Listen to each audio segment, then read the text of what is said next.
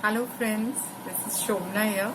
As I mentioned to you earlier, I would be doing a series of videos for parents and teachers.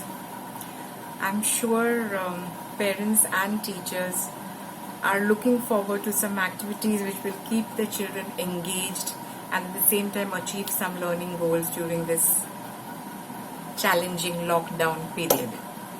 So today I'm taking an activity, I'm going to be demonstrating an activity for children in the age group of 3 to 6 years. The activity is largely targeted, or the goal of the activity is largely to develop a child's pincer grasp, or the grasp that he requires to write, to help him to develop his pincer grasp. Let me show you this. When we are writing per se like that, so this is how we write. So this is called the pincer grasp. It is not very easy for a child to develop this grasp. As teachers in the early years, we have to work towards developing this skill in children. So I repeat again, the activity that I will be demonstrating today is largely targeted for children in the age group of 3 to 6 years. It is for parents and teachers of children in the age group of 3 to 6 years. So this video is largely targeted towards parents and teachers. The activity, as I mentioned earlier, is for developing the pincer grasp and fine motor skills. But let me tell you that no activity achieves a singular goal in isolation. When you are working towards developing the child's pincer grasp, you're also developing his fine muscles, his fine motor skills, his gross motor skills as he moves his hand from in whatever direction. We'll come to that. It'll also be working towards enhancing or developing the child's concentration, his attention span. For example, children who are very young may not have an attention span of more than 8 minutes, 5 minutes, but this activity will help to develop that attention span, to enhance that gradually.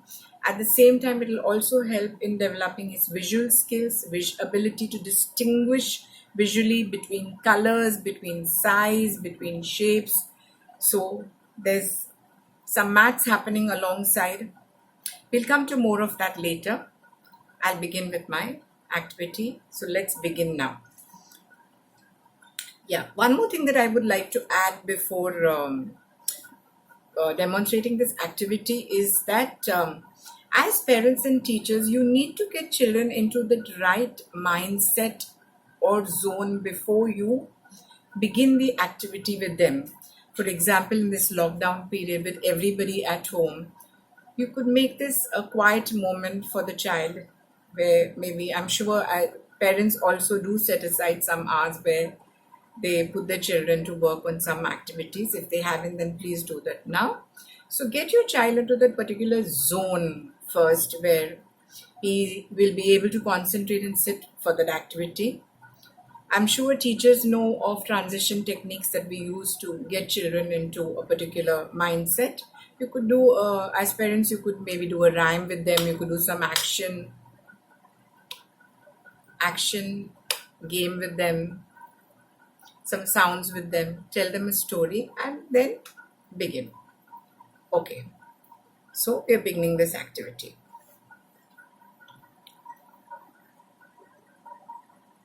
As you can see, I have placed 4 bowls here. 3 of the bowls are empty, and in one bowl I have placed 3 assorted pulses. There's green chana, brown chana, and there's rajma also alongside.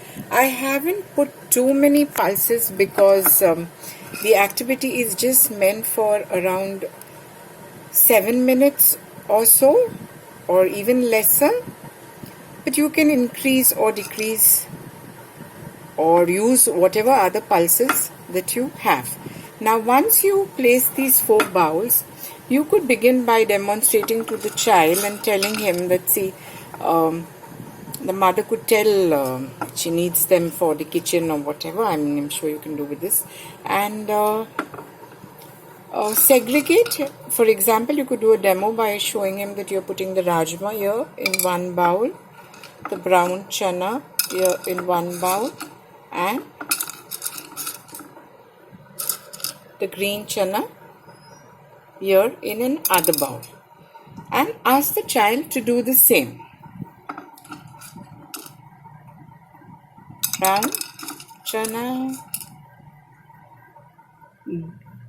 green chana, and the rajma.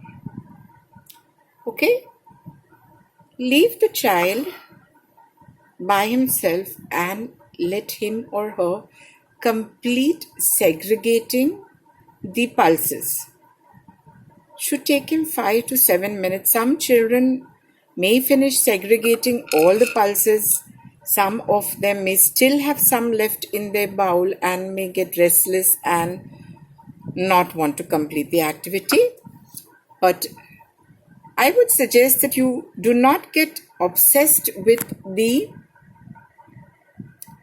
outcome. Remember, it is the process. We are trying to develop the pincer grasp.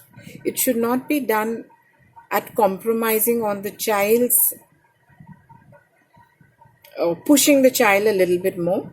Let this be an informal activity and let him complete sorting the pulses.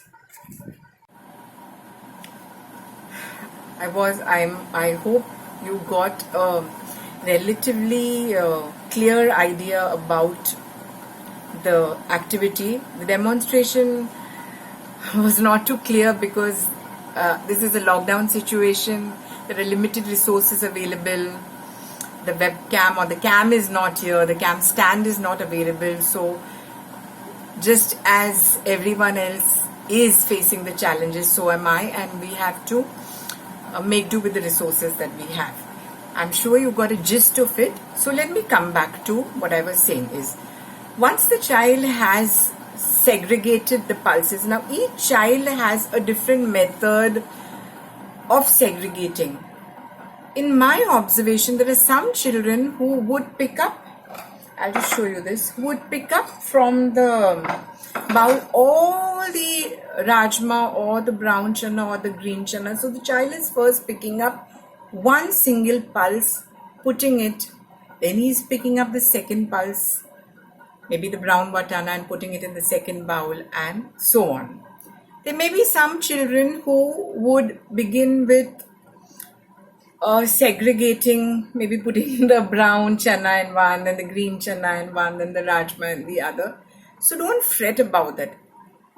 Here I would insist, let the child work out his own pace. I can tell you from my observation, frequently of children doing such activities, that with a repetition of activities which are aimed at developing the pincer grasp, they gradually develop their own tempo, their own pace, their own methodology of working. So if you find that your child is going about with one brown, then one green, then one rajma, then again he's repeating the cycle, and you find that he's struggling to do the activity, and maybe the other child who's taken, has done it faster, do not disturb. The child will definitely find his own method and his own pace in due course.